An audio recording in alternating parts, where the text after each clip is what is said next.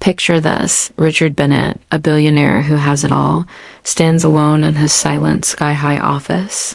Below him, the city pulses with life, but he's a million miles away. He's trapped in a memory. 3 years ago, a rainy road, out of control. Truck, a single moment that shattered his world. It took the life of his beloved wife, Claire, and it left his young daughter, Emily, paralyzed. Confined to a wheelchair. Since that day, the music in their house died. Oh, he tried everything money could buy: nurses, tutors, a room filled with beautiful things. But Emily retreated into a shell of silence and sadness. She stopped smiling. She stopped living. And Richard, a man who could solve any business problem, was utterly helpless to fix the broken heart of his little girl. He felt he had lost everything that day. But then, a knock on the door. His assistant with a simple message. "Sir, the new cleaner is here. Her name is Sophia." A mundane detail. A 19-year-old girl from an agency. Richard barely acknowledges it. "Keep her on the lower floors," he says, not knowing that this ordinary instruction was about to change their lives forever, because what he discovers next. This billionaire finding his young cleaner with his disabled daughter is a moment so shocking, so unexpected, it left everyone who saw it absolutely speechless. Stay with us, because what happens next is a twist you have to see to believe. Sophia was 25 years old, a young woman just beginning her new job as a cleaner in the vast, echoing silence of Mr. Richard Bennett's mansion. On that very first day, the head of staff laid down the rules with stern precision.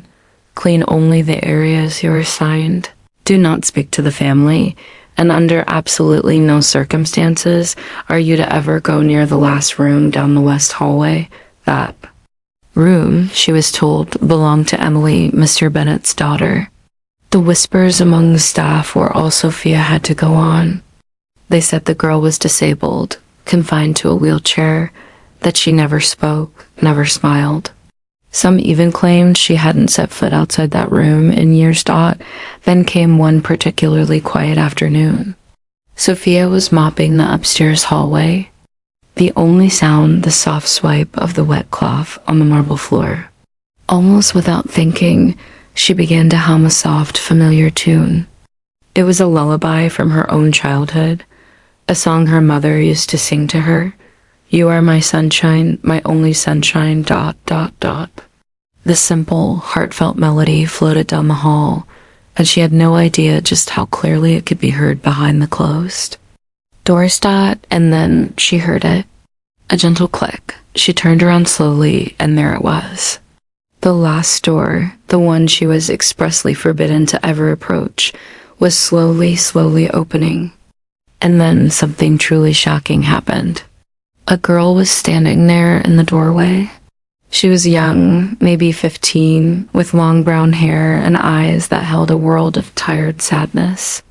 But she was standing where, the girl asked, her voice barely, a whisper, "Where did you learn that song?" Sophia stepped forward, her own heart pounding. "My mother," she said softly. "She sang it to me when I was a child." Tears instantly welled in the girl's eyes. "My mom, she sang it to me too." As she spoke, she took one shaky, uncertain step forward, and her legs immediately gave way. She fell. "Emily!" Sophia cried, rushing to her side.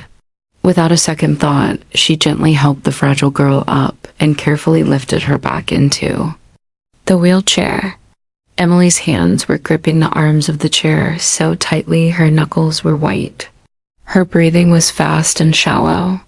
Sophia knelt down right in front of her, looking directly into her eyes. "Emily," she whispered, her voice filled with awe. Did you just walk?" Emily blinked, a look of pure shock crossing her own face, as if she herself couldn't believe what had just happened. Then she quickly looked away. "We have to tell." "Your dad," Sophia said gently. This is something he needs to know. He has to know." "No," Emily said, her voice suddenly sharp and small, filled with a fear that was far deeper than the fall. "Don't tell him, please." Sophia paused, taken aback by the intensity of the reaction. "Why not, Emily?" "Because he's too busy to care about." Emily said, her voice dropping to a quiet, heartbreaking murmur. "He only works. He just works. I don't even think he notices I'm still here anymore." In that moment, Sophia's heart ached for this lonely girl. She sat on the floor beside the wheelchair and took Emily's hand in her own. "That is not true," she said, her voice firm yet kind. "You matter more than you could ever know." Emily looked down at their joined hands, a single tear tracing a path down her cheek. "I used to think no one would ever really talk to me again, but you did." Sophia gave her a soft, warm smile. "That's what friends do." And for the first time, a small, tentative smile formed on Emily's lips. "Will you?" she asked shyly. "Will you sing it again?" "I will sing it for you every single day if you like," Sophia promised, and from that very day, something profound began to change. Not just in the atmosphere of Emily's room, but deep within her heart. For the first time in years, she didn't feel invisible. She felt seen. So the next afternoon, with the sun shining softly through the grand windows of the big house, Sophia returned to the hallway outside Emily's room, this time holding a small music player in her hand. When she opened the door, Emily was already there, sitting in her wheelchair, and she was waiting with a smile. "You came back," Emily said, her voice tinged with happiness. "I told you I would," Sophia replied. She placed the music player on a nearby table and pressed play. The same soft, familiar tune began to fill the space. "You are my sunshine, my only sunshine." The gentle piano notes washed over the room like warm, golden light. Sophia smiled and stepped to the center of the room. She gave a gentle twirl and clapped her hands to the rhythm, just like she had the day before. "Ready?" she asked. Emily nodded, her eyes bright. Sophia walked behind Emily's wheelchair and slowly, gracefully, began to spin her in a wide, careful circle. Emily lifted her arms and moved them through the air with the music, a laugh of pure, unburdened joy escaping her lips. They danced together, Sophia guiding the chair with tenderness, while Emily moved her arms in perfect time with the melody. Asterisk, asterisk, it wasn't a fast dance. It wasn't a fancy dance. But it was overflowing with feeling. It was soft and pure and utterly beautiful. And then something even more magical happened. Emily began to sing. Her voice was gentle at first, almost shy, but it was there. You are my sunshine, my only sunshine. Sophia's voice joined in softly, a perfect harmony to Emily's. You make me happy when skies are gray. Their two voices wove together, filling the room, spilling out into the hallway. It was more than just music. It was laughter. It was pure, unadulterated joy. It was as if the very house itself, cold and silent for so long, was shaking off the dust of grief and waking up. But what they didn't know was that they had an audience. Richard Bennett had come home early that day. A strange restlessness had pulled him from a board meeting, a quiet, insistent tug on his heart, telling him to go home. As he stepped into the grand foyer, the head maid rushed to him, her face a mask of nervous anxiety. "Sir," she said, wringing her hands, "there's something you should know. The new cleaner, Sophia, she's with your daughter." "What do you mean, with her?" Mr. Bennett asked, his CEO voice taking over. "She's in her room," the maid whispered, terrified. "She's playing music. They're dancing." Mr. Bennett's face darkened. He frowned, a storm gathering in his eyes, and he hurried upstairs, a parade of nervous staff following behind him, whispering. They were all sure of it. He was about to fire Sophia on the spot. But when Richard Bennett pushed open that door, he froze. There in the center of the room was his daughter. She was smiling, she was singing, she was dancing. He stood there, utterly transfixed, as the two of them finished the song.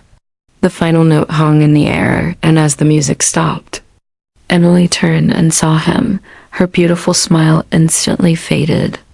"Dad," Sophia quickly stood up, her face pale. "Sir, I'm so sorry. I didn't mean to break any rules. But Mr. Bennet didn't yell. He didn't fire her. He simply raised his hand, not in anger, but with a gentle, quieting gesture. Wait," he said, his voice soft, almost breathless. He walked slowly into the room, his eyes never leaving his daughter, seeing her, truly seeing her, for the first time in years.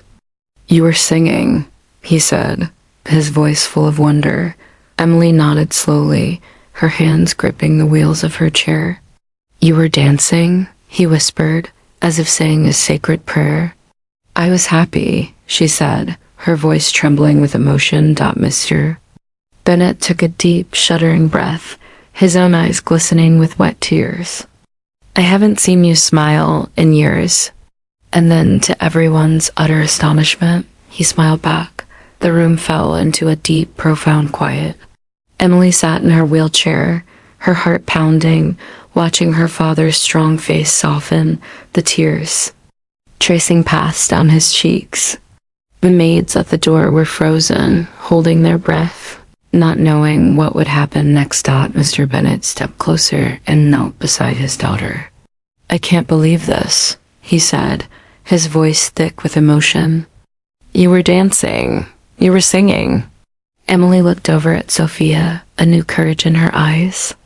"It was Sophia. She helped me remember what joy feels like." Mr. Bennet turned to Sophia, his gaze filled with a gratitude so deep it was overwhelming.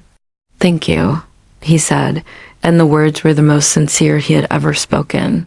I thought I had lost her forever." Sophia offered a gentle smile. "She was never lost, sir. She just needed someone to see her." For a long moment, no one said anything. The silence was no longer empty, it was full. Then Mr. Bennet stood and walked to the window, looking out at the world he used to hide in. He turned back to his daughter. "I spent so many years working," he said quietly, the confession hanging in the air, "trying to fill this house with everything money could buy. But I forgot the one thing money can't buy. You." Emily's eyes filled with fresh tears. "You stopped looking at me after Mom died." Mr. Bennet's voice cracked. "Because every time I looked at you, I saw her, and it hurt too much." He swallowed hard. "But I never stopped loving you, Emily. I didn't know how to show it. I thought you didn't care," she whispered. "I'm sorry," he whispered back, kneeling in front of her once more, this time as a father, not a billionaire. "From now on, I will listen. I will sit with you. I will sing if you want me to, I promise." Emily smiled through her tears and reached out. He held her hand tightly, a bridge finally rebuilt after years of neglect. The head maid, still worried about protocol, stepped forward tentatively.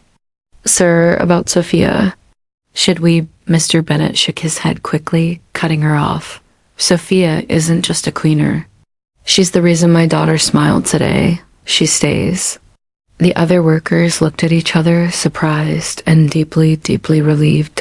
In the days that followed, everything began to change. Sophia continued to visit Emily's room every afternoon. They danced, they sang, they even painted. The music that returned to the house wasn't just notes from a player. It was real music, full of life and laughter. Mr. Bennet started coming home early. Sometimes he would simply sit and watch. One evening, he even joined in, singing along. His voice wasn't great, but it was earnest, and it made Emily laugh, a real, belly-deep laugh that echoed through the halls. He also made another decision. He established a small charity in his wife's name to support children living with disabilities. Emily herself helped design the logo, and Sophia helped name it Sunshine Hope. One evening, as Sophia pushed Emily into the garden to feel the gentle breeze, Emily looked up and said, "You changed my life, you know." Sophia smiled, pushing a strand of hair from her friend's face. "You changed mine too. Do you think we can really make a difference?" Emily asked, looking at the setting sun. "You already have," Sophia replied, her voice sure and strong as the sun began to dip below the horizon. Painting the sky in shades of orange and purple, Mr. Bennet joined them outside. He carried 3 steaming cups of hot cocoa. They sat together. In the twilight, no longer a lonely billionaire, a sad daughter, and a quiet cleaner, but a new kind of family, forged in understanding and built on a simple song. And for the first time in a very, very long time, the house felt truly, completely full of light.